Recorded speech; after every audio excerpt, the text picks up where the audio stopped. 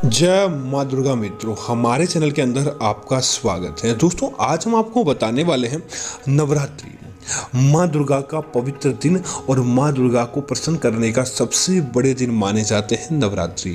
और दोस्तों, 6 अक्टूबर से पितृ पक्ष समाप्त हो जाएंगे और 7 अक्टूबर से नवरात्रि का त्यौहार शुरू हो जाएगा। दोस्तों, जो 14 अक्टूबर को महानवमी मनाई जाएगी और 15 अक्टूबर को दशहरे का त्यौहार मनाया जाएगा। और दोस्तों, इस दिन के दौरान, इन चलने वाले दिनों के दौरान माँ दुर्गा के अलग अलग स्वरूपों की पूजा की जाती है। शास्त्रों में दोस्तों माँ दुर्गा के 9 रूपों का बखान किया गया है। और अगर आप सच्चे मन से माँ दुर्गा की पूजा चाहते हैं, आप चाहते हैं कि उनकी आपके घर के अंदर कृपा देखने को मिले, तो दोस्तों आप अपने घर के अंदर यह एक चीज लेकर आ जाएं। आप देखेंगे कि आपके घर के अंदर अपने आप ही धन वृद्धि हो चुकी है और आपके घर के अंदर खुशियां आ चुकी है। दोस्तों, नवरात्रि का हिंदू धर्म के अंदर विशेष महत्व माना जाता है। इस काल में भक्त माँ दुर्गा के पूजन के साथ व्रत और संयम के कठोर नियमों का भी पालन करते हैं और देखते हैं कि नवरात्रि के अंदर कुछ कार्य नहीं करते हैं और कुछ चीज़ें अपने घर के अंदर लेकर आते हैं ताकि माँ दुर्गा की कृपा मिले। तो दोस्तों, सबसे पहले तो छोटी बातें कि आपको कुछ बातें जानकारी होनी चाहिए, उसके बाद उन चीज़ों के बारे में बताएंगे जो आपको अपने घर के दौरान नवरात्रि में जरूर लेकर आने चाहिए।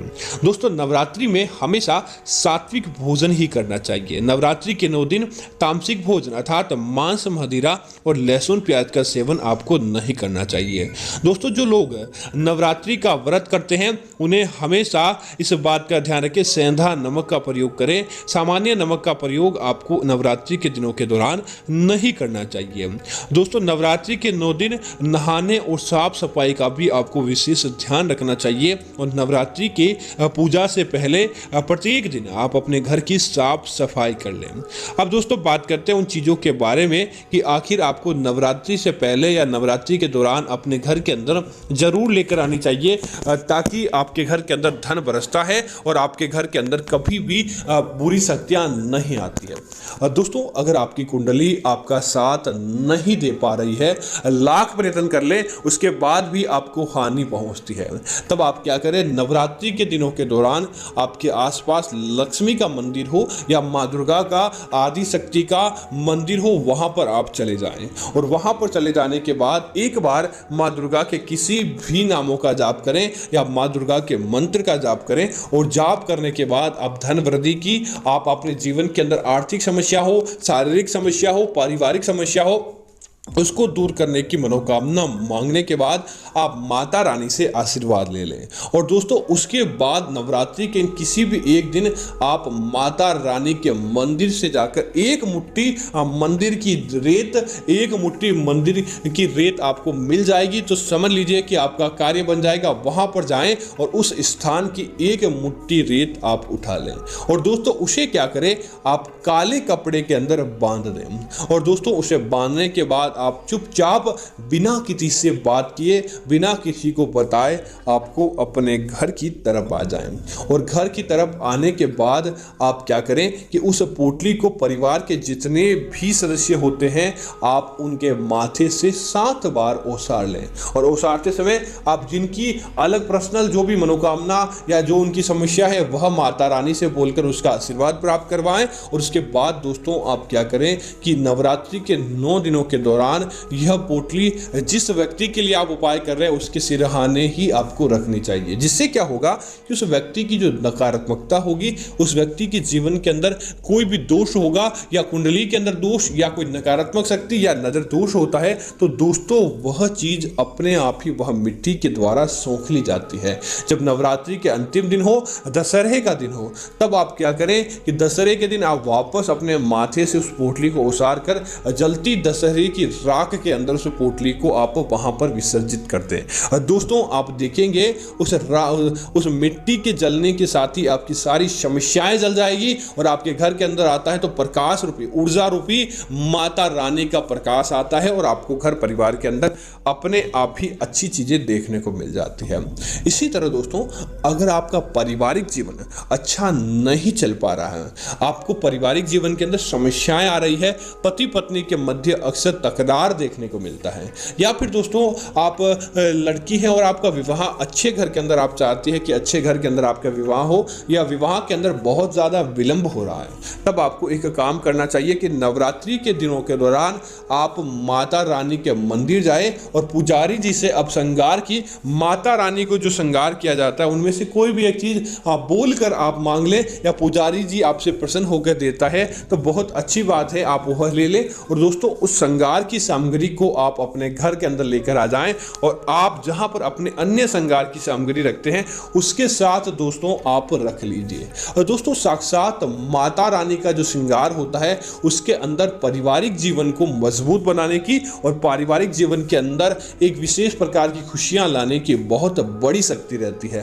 तो अगर आपने इस चीज को अपने पास रख लिया तो दोस्तों देखेंगे दिन दूनी रात चौगुनी गति से आपके घर के अंदर वृद्धि देखने को मिल जाएगी, आपका पारिवारिक रिश्ता मजबूत होगा और कुंवारी कन्याओं को अच्छे योग्य वर की प्राप्ति होती है और अच्छे घर के अंदर उनका विवाह होता है।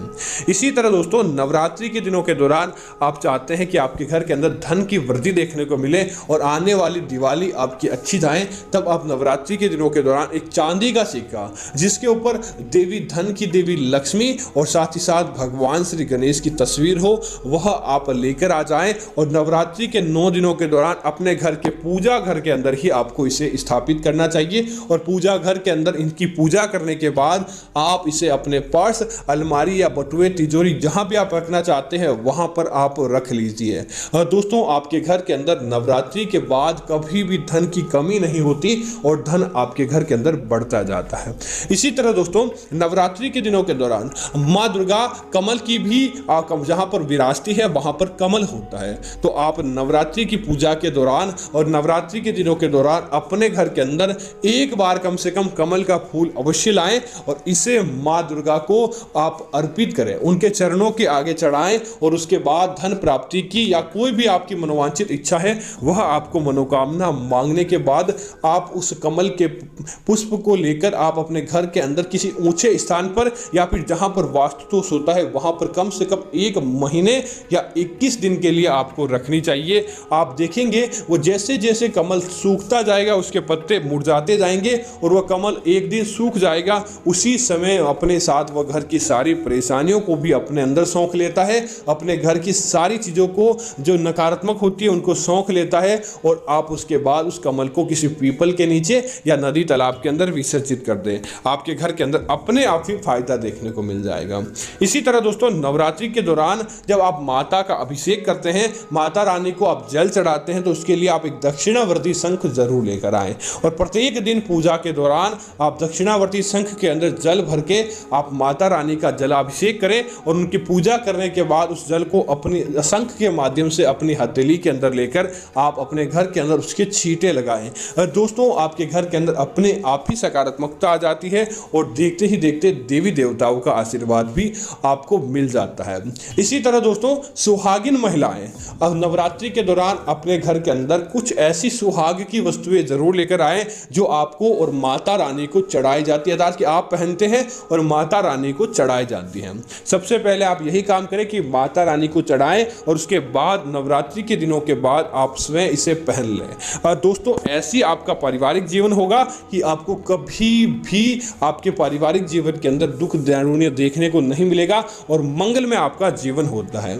इसी तरह दोस्तों कोढ़ियों का हिंदू धर्म के अंदर विशेष महत्व रहा है। जहां पर कोढ़ियां होती है वहां पर अपने आप ही सकारात्मक माहौल बनता है और धन का आगमन भी वहां पर देखा जाता है। तो नवरात्रि के दौरान आप पीली कोढ़ियां जरूर लेकर आ जाएं और पीली कोढ़ियों को आप लाल पोटली के अंदर बांधकर माता रानी की उससे पूजा करें, और नवरात्रि के दिनों के बाद आप इसे अपने व्यापार स्थल पर या अपनी गाड़ी के अंदर या फिर अपनी तिजोरी के अंदर आप इनको रख लीजिए।